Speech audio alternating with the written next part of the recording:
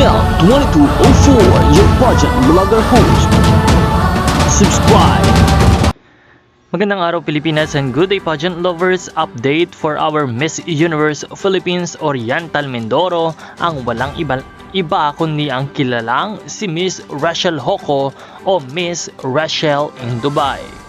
Ipinakikita ni Miss Rachel Hoco ang kanyang kasimplihan bilang isang magandang beauty queen na natatangi at talagang inspirasyon ng lahat sa kanyang latest vlog habang kumakain ng lugaw. Ito yung lugaw natin. Gusto ko talaga yung may kalamansi. Talaga namang sobrang ganda ng personality ng ating pambato na Miss Oriental Mindoro para sa Miss Universe Philippines na si Miss Rachel in Dubai. Kaya't lalo siyang minamahal ng mga nakararami. Hindi lamang sa kanyang ganda, talento, talino at galing, kundi sa kanyang magandang personalidad at advokasya upang makatulong hindi lamang sa iisa kundi sa nakararami. Kaya ako na, oh baby!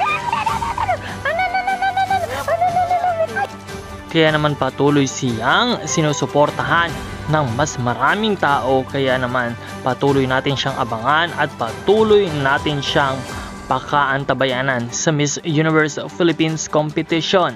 Ang Mindoreño Beauty Queen, none other than Miss Rachel Hoco or also known as Rachel in Dubai.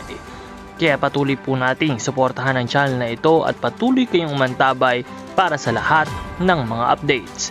Maraming salamat sa iyong panonood at huwag kalimutan na pindutin ang subscribe button para sa mga bago pang mga videos.